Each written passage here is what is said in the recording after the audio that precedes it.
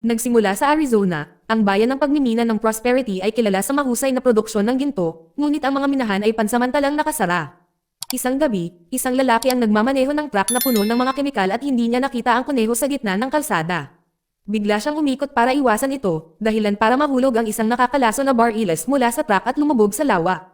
Kinabukasan, bumisita si Joshua sa lawa para mangolekta ng mga insekto. Walang kamalayan sa nakakalaso na kontaminasyon, mayroon siyang grupo ng mga gagamba bilang mga alagang hayop, kaya pumupunta siya rito araw-araw upang manghuli ng mga insekto bilang pagkain. Makalipas ang isang linggo, binisita ni Mike si Joshua dahil nahuhumaling din siya sa mga gagamba at gustong tingnan ang mga alagang hayop ng kanyang kaibigan, ngunit natatakot pa rin siya kapag may tumalon na gagamba. Napansin ni Mike na lumaki ng hindi karaniwan ang mga gagamba, kaya ipinaliwanag ni Joshua na pinapakain niya ang mga ito ng ilang magic cricket at umaasa na ang pagtuklas na ito ay magpapayaman sa kanya. Habang tinatalakay nila ang ilang mga teorya, ang isa sa mga tarantula ay namamahala upang makatakas mula sa kulungan. Pagkatapos ay tinuruan ni Joshua si Mike tungkol sa lahat ng iba't ibang lahi ng gagamba na pagmamayari niya at ipinakilala siya kay Canuela, isang nakamamatay na reyna na maaaring gumawa ng asid upang patayin ang kanyang biktima mula sa loob. Pagkaalis ni Mike papuntang paaralan, sa wakas ay napagtanto ni Joshua na nawawala ang isa sa kanyang mga tarantula.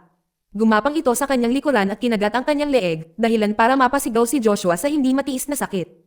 Habang siya ay nagkukulitan, hindi niya sinasadyang natamba ang iba pang mga lalagyan na nagpapahintulot sa lahat ng mga gagamba na makatakas. Nagsimula silang gumapang sa buong silid at inatake pa ang loro ni Joshua. Sa susunod na linggo, sinubukan ni Mike na bisitahin muli si Joshua, ngunit nang dumaan siya sa lawa, hinarang siya ng kanyang ina, si Samantha, na siya ring sheriff ng bayan.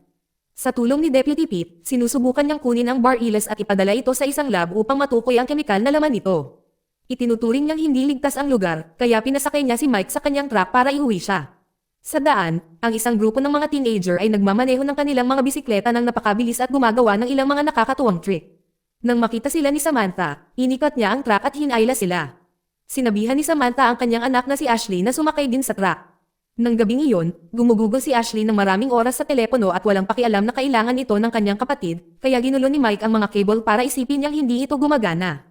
Pagkatapos ay kinuha niya ang telepono at sinubukang tawagan si Joshua, ngunit walang sumasagot.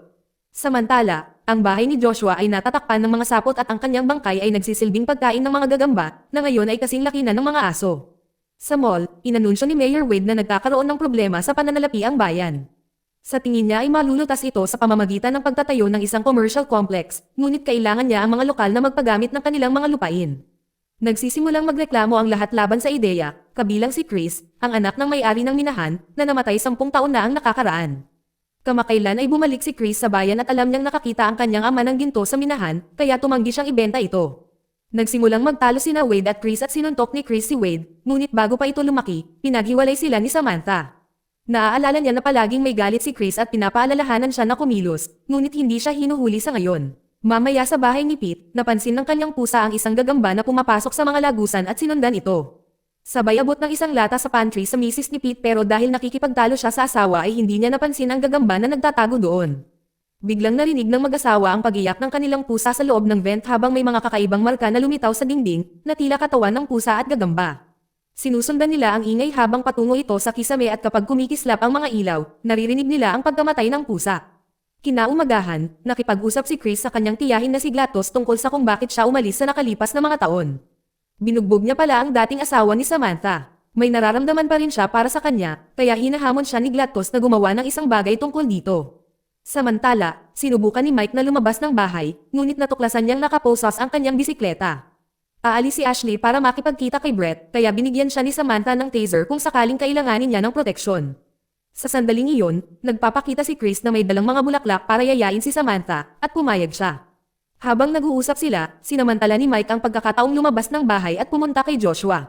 Pagdating niya doon, laking gulat niya nang makita niya ang lahat ng sapot ng gagamba, ngunit wala ni isang gagamba. Wala rin si Joshua at ang loro, kahit ang katawan nila. Ginalugad ni Mike ang lugar sa likod ng bahay at nakakita ng malalaking bakas ng paa na nagpapahiwatig na mas lumaki ang mga gagamba. Susunod, lumapit siya sa pasukan ng mga minahan at nakakita ng napakalaking binti ng gagamba. Sa sandaling iyon, nakakita siya ng isang higanteng gagamba sa likod ng kuweba, kaya umalis siya bago pa siya makita pabalik. Sa isa pang lugar ng mga minahan, si Chris ay gumagawa ng mga plano kasama ang ilang mga lalaki upang mahanap ang gintong ugat ng kanyang ama. Pagkatapos ng trabaho, nagmamaneho si Chris sa kalsada at nakita niya si Mike, kaya inalok niya ito na sumakay. Habang nasa biyahe, sinubukan ni Mike na ipaliwanag kung ano ang nangyayari sa mga gagamba ni Joshua at ipinakita pa niya kay Chris ang malaking paa, ngunit sa tingin ni Chris na ito ay isang kalokohan at hindi naniniwala sa kanya. Bumalik sa minahan, nagtatrabaho pa rin ang isang lalaki at napansin niyang nakajam ang kanyang hose. Sinusubukan niyang hipan ito, para lang pumasok sa bibig niya ang isang pulutong ng mga gagamba. Habang gumagapang palabas ang mas maliliit na lalaki, lumilitaw na pinatay ni Canuela ang lalaki. Pag-uwi ni Mike, gumapang siya sa bintana, pero naabutan siya ni Samantha.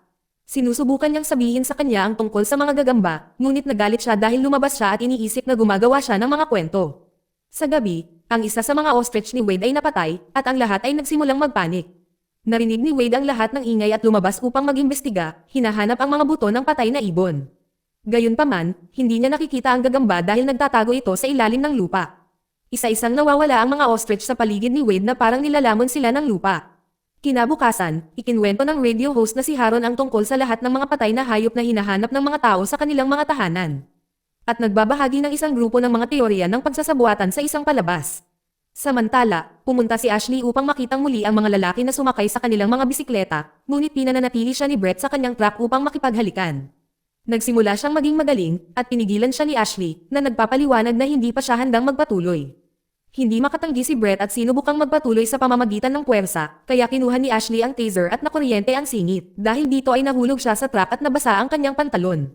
Sinabi niya na siya ay labis na nag-react, kaya isang galit na si Ashley ang nagmaneho. Sa sandaling iyon, lumitaw ang malalaking gagamba at napasigaw si Brett sa takot. Tumakbo siya para bigyan ng babala ang kanyang mga kaibigan, ngunit nakita nila ang kanyang basang pantalon at iniisip na siya ay isang duwag. Biglang, isang gagamba ang tumalon sa isa sa mga kabataan at pinatay siya.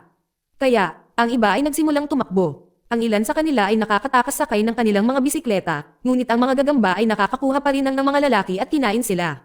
Hinahabol pa ng mga nilalang ang mga nakamotor at kainin ang driver. Bumili si Brett at gumawa ng isang malaking pagtalon na nagpapahintulot sa kanya na sipin ang isang gagamba. Pagkatapos, tumawid siya sa kalsada, nang sinubukang sundan siya ng isa pang gagamba, nadurudge ito ng truck. Ang iba pang mga gagamba ay tumalon sa sasakyan at ginulo ang driver hanggang sa bumangga ito sa ilang poste ng ilaw, na nagdulot ng isang maliit na pagsabog na pumatay sa isang grupo ng mga gagamba. Ang pag-crash na ito ay nagpapababa din sa mga linya ng telepono. Iniisip ni Brett na natalo na niya ang mga gagamba, ngunit maya-maya ay mas maraming lumitaw, kaya kailangan niyang bilisan muli upang makatakas. Hindi sinasadyang nakapasok siya sa minahan at nataman ng kahoy sa pasukan, na naging dahilan upang gumuho ito hanggang sa naharang nito ang buong butas. Habang sinusubukan ng mga gagamba na hamukay upang maabot siya, umalis si Brett upang maghanap ng isa pang labasan. Samantala, ang aso ay nakarinig ng ingay sa basement at bumaba doon upang mag-imbestiga. Nakahanap siya ng isang butas sa dingding at nagsimulang tumahol, para lamang sa isang malaking gagamba ang biglang lumabas upang hulihin siya. Nang sa wakas ay napansin ni Gladys na nawawala ang kanyang aso, hinanap niya ito at nakita niya ang kwelyo nito malapit sa butas. Pumasok siya sa loob at natuklasan na ang kanyang bahay ay direktang konektado sa mga minahan.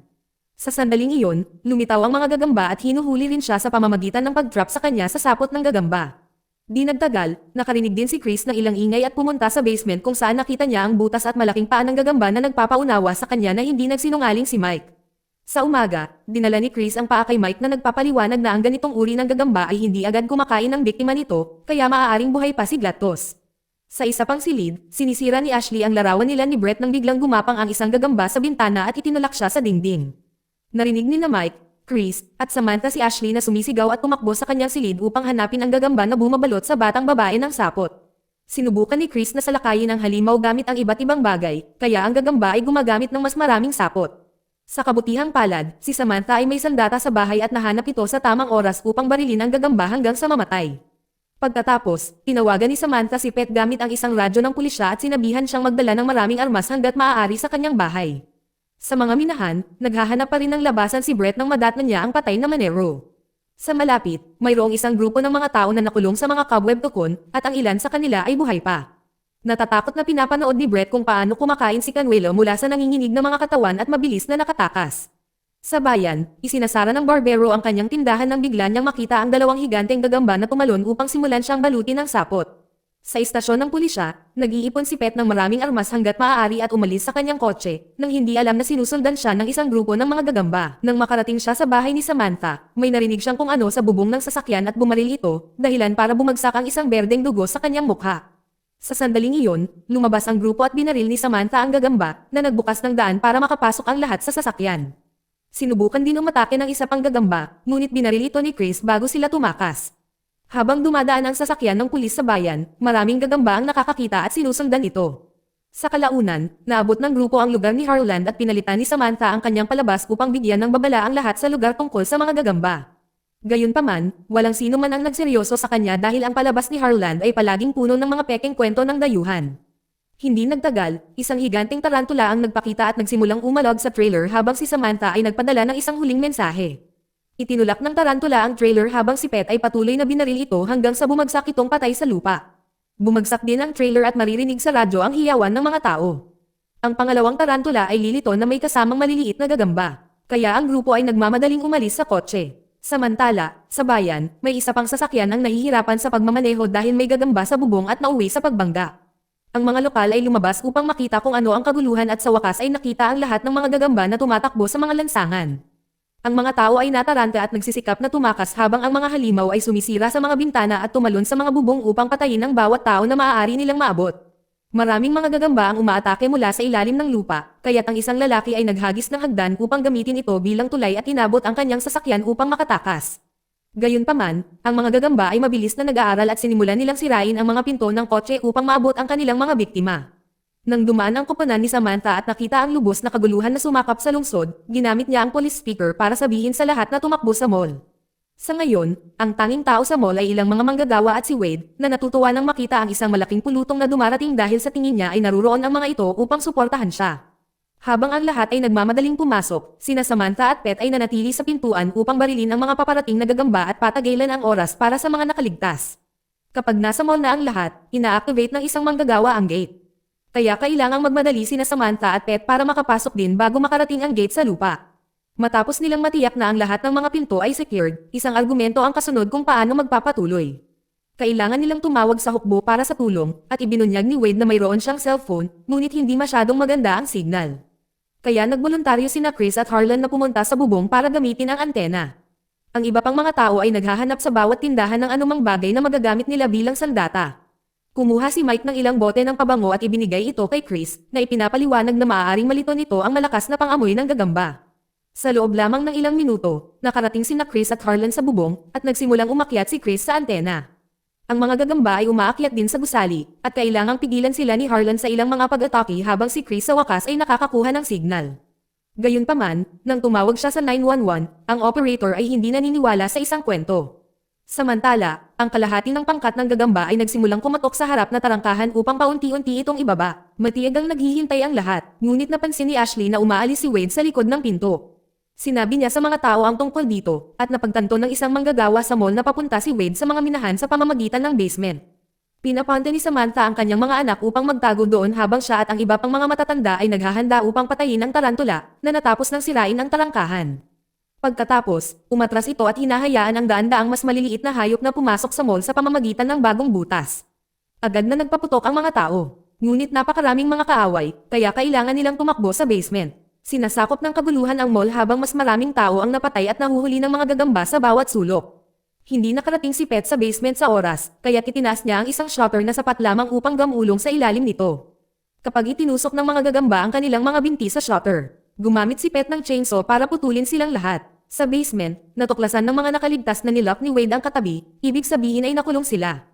Sa bubong, ang mga gagamba ay nakapalibot sa mga lalaki, kaya tumalon si Harlan upang kumilos bilang isang distraction at dumapo sa mga palumpong kasabay ng paglabas ni Pet. Hinahabol sila ng mga gagamba, at ang pinto sa likod nila ay mabubuksan lamang mula sa loob, kaya maaari lamang silang tumakas.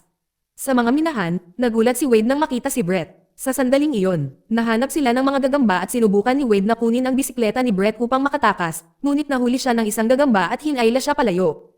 Nang makitang dumarating ang mga halimaw, tumalon pabalik si Brett sa motor upang makatakas. Sa isang tindahan ng mall, lumabas ang barbero mula sa pinagtataguan. At hindi napansin ang isang gumagalaw na tolda hanggang sa magpakita ang gagamba at tumalon upang saluhin siya.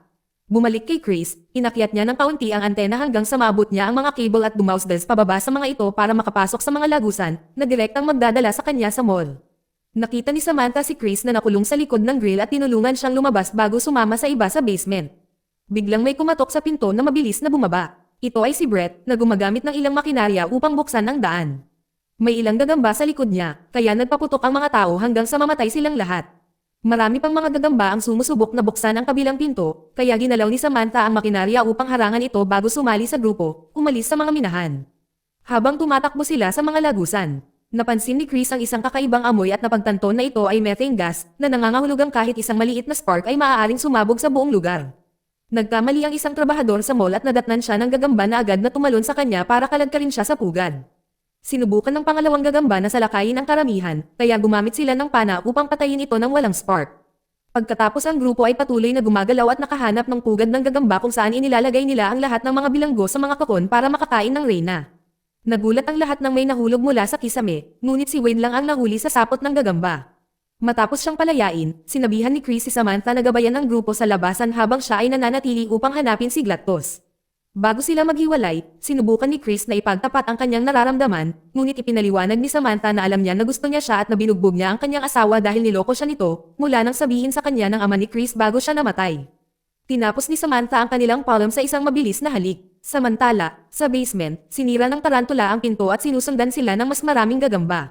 Sa mga minahan, sinuri ni Chris ang isang grupo ng mga katawan hanggang sa wakas ay matagpuan niya si Glatos na buhay at maayos. Tumangala siya at nakita ang gintong ugat sa likod mismo ni Chris. Sa sandaling iyon, lumilitaw si Canuela, ngunit hindi siya maaaring barilin ni Chris nang hindi nagdulot ng pagsabog. Kaya sa halip, binato niya ng pabango ang mukha niya. Natarante si Canuela, at natarante ng ilang segundo, na sapat na para tumalon sina Chris at Glatos sa motor ni Brett para makatakas. Sa kanilang paglabas, itinago ni Chris ang isang kahon ng posporo sa loob ng isang lampara. Habang hinahabol ni Canuela ang dalawa, ang karamihan ay namamahala na umalis sa minahan at hanapin ang generator.